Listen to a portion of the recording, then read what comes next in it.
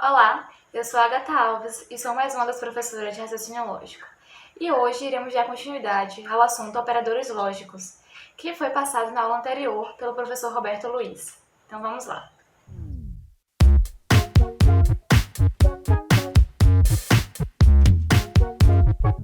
Na aula de hoje, estaremos vendo o conectivo se, somente se, e o conectivo ou.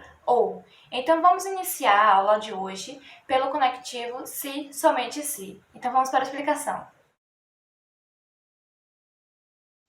Então, o conectivo se e somente se, que expressa bicondicionalidade, ele tem o símbolo como a setinha bilateral, ou a setinha de dois lados, como vocês podem ver aqui. Bom, como exemplo, podemos ver aqui, chamando a primeira parte de P e a segunda de Q, podemos sintetizar esta proposição na forma seguinte. Vamos ver.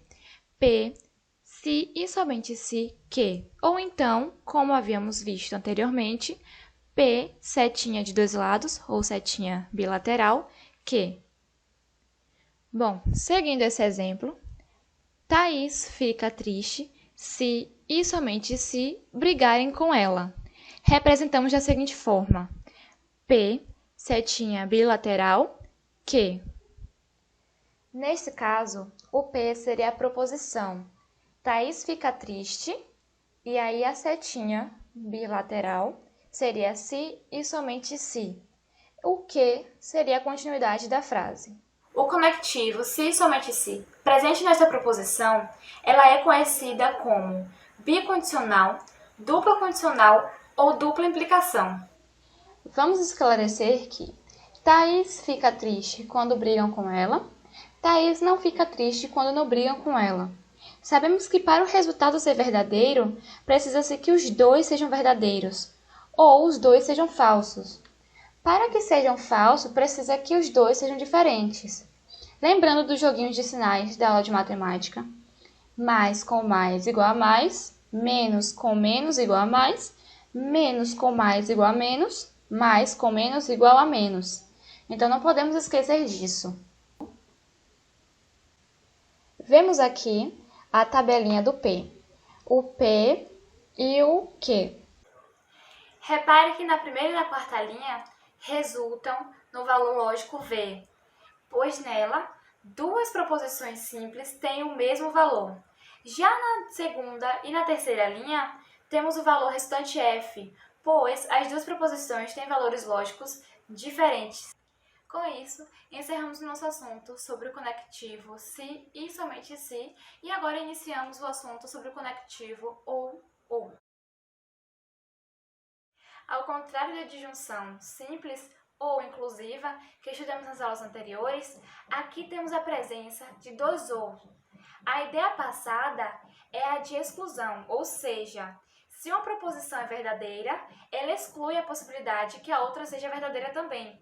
Portanto, se uma proposição é verdadeira, a outra deve ser falsa. Então vamos para o exemplo. O conectivo ou, que expressa a disjunção exclusiva, tem um símbolo que se assemelha à letra V.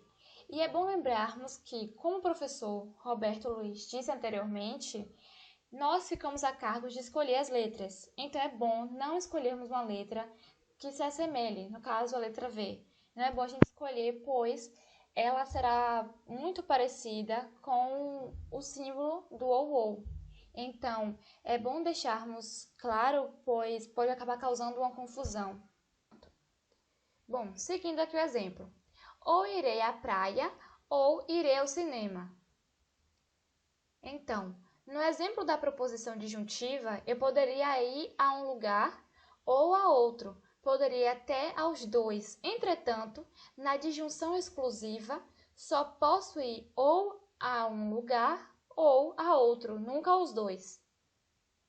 Então, a disjunção exclusiva pode ser representada da seguinte forma: ou P ou Q, ou então o P e o símbolo do conectivo ou e o Q.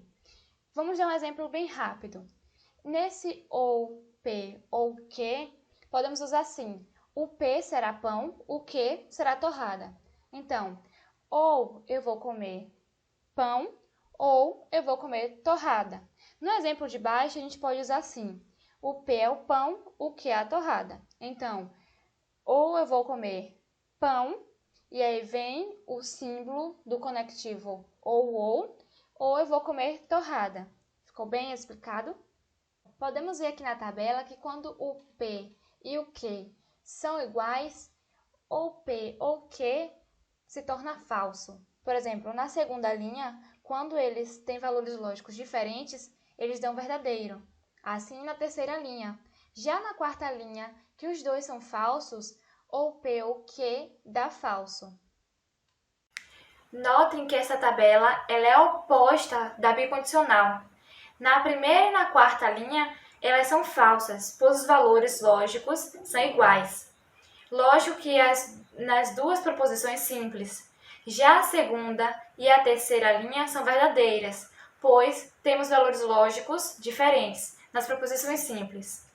Então, a aula foi isso, gente. Obrigada por assistir. Até a próxima aula. Não percam!